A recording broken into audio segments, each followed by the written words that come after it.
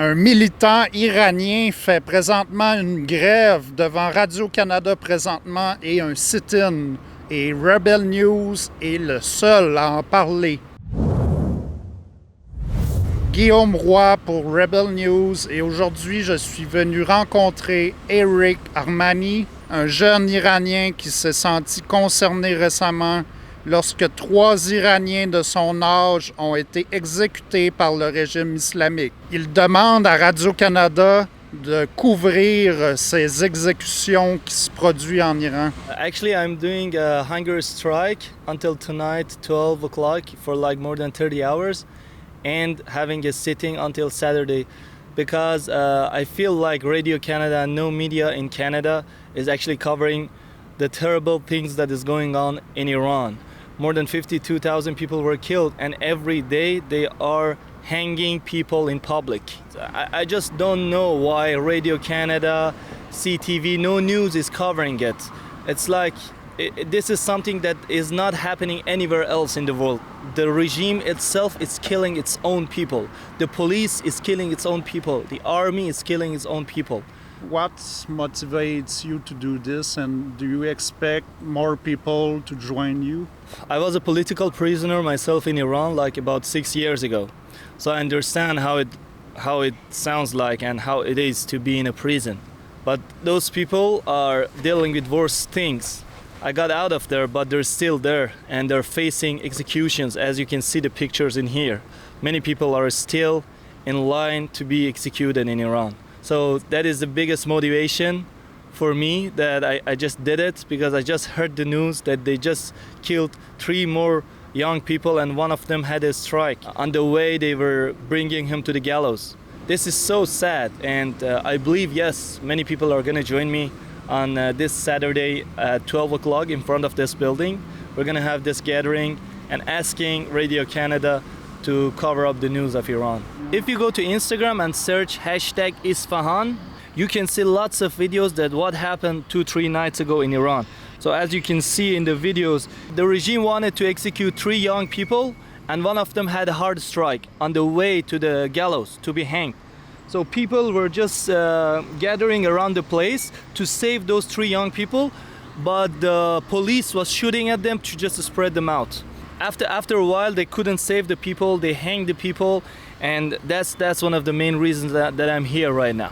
To just say that they're gonna do it again and again. And even if you go there to save them, they're gonna shoot at you.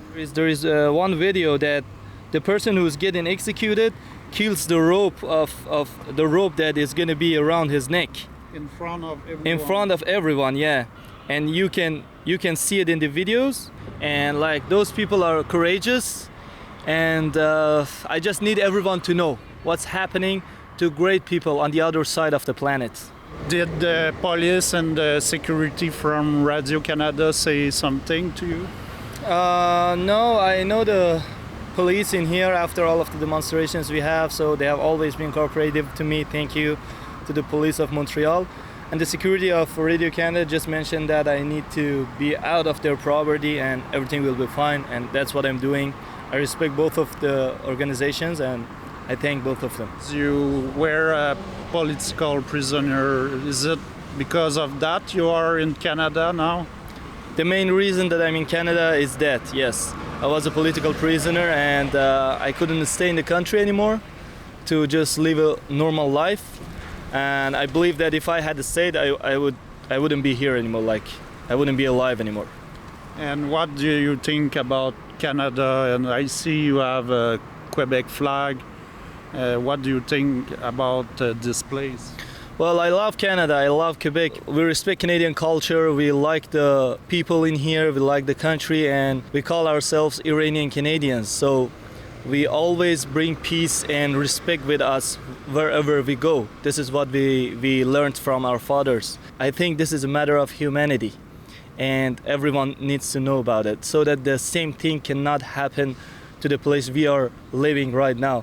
We can leave the church bell in this city, and this is something normal in here, and nothing bad happens. But in Iran, they say prayers in the public 3 times a day, and by the first prayer every day, they execute people who who were against the regime, who were looking for freedom of speech, freedom of religion, and they really have no one to help them, to be their voice.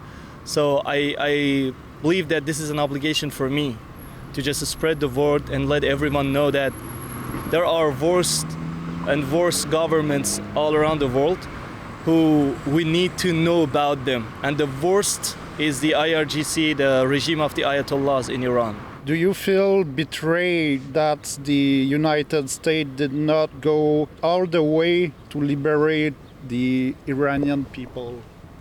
Well, of course, there are lots of things that me as an individual don't know about. We don't really know what's going on behind the scenes. But the thing is that I'm so sad that they didn't finish the job at first. But I don't know, maybe they have their own reasons. Maybe there are bigger problems that they're dealing with.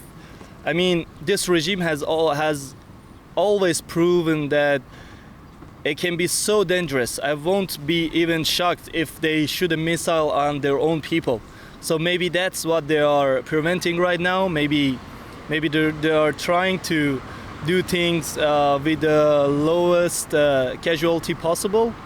So I don't know, but I am sad. I mean, it's sad that it's still going on, and it's frustrating for us and for Iranians inside Iran. Are you concerned that the Iranian regime may be stronger following the conflict, like the regime seems to be strategically benefiting from the Strait of Hormuz right now? I believe that the regime is getting weaker and weaker every day. And one of the reasons is the war against them. So as we know, they have been doing some sanctions. They have been stopping them from trading oil from the Strait of Hormuz and around it, but they still have ways to make more money. And if other countries have more intervene, maybe they can stop them, and they can just stop them little by little until they have no power and no money to just support more mercenaries from other countries to hire them and kill their own people. What can Canada do to have a positive influence on this conflict? There are lots of people who are tied with the IRGC and the Islamic Republic regime financially, and they're living in Montreal and other cities of Canada. Well, maybe if Canada can just identify them sooner and just, I don't know, deport them out of Canada. Do not let them boost this propaganda that the Islamic Republic is having in Canada, which is a lot. We can see it in Concordia, we can see it in McGill. And maybe this is the most important thing that Canada should do.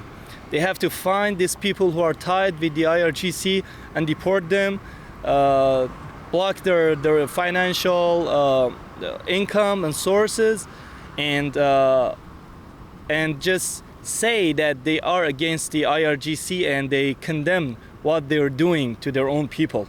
This is what we want from Canada and the Canadian government. Do you think maybe some politicians are afraid or under the influence of IRGC in Canada? I'm not sure if they're under the influence. I don't know about it, but I believe that many politicians in Canada are so conservative that they prefer to wait and see what's going to happen, and they give out their own statements in the end after all of the other countries. But unfortunately, that is what is gonna harm Canada itself more than anywhere, because those people are in Canada, and what they want to do in favor of the IRGC's goals is gonna harm Canadian values, and it's gonna be dangerous to people in Canada, all of people in Canada. So they once shut down the Ukrainian flight of 754, and maybe they do it again. More than 50 Canadians were killed on that flight, and that flight was shut down by the IRGC. So this is not only about Iran, and those people are in Canada. They are a danger to Canada too. Merci d'avoir regardé. J'espère que vous avez apprécié ce reportage. Comme vous le savez, des milliers d'Iraniens se battent actuellement pour leur liberté face à un régime totalitaire et tyrannique. Chez Rebel News, nous avons décidé de lancer une pétition afin d'envoyer un message clair à nos dirigeants. Nous devons soutenir le peuple iranien. Rendez-vous sur canadianforafreeiran.com et signez la pétition.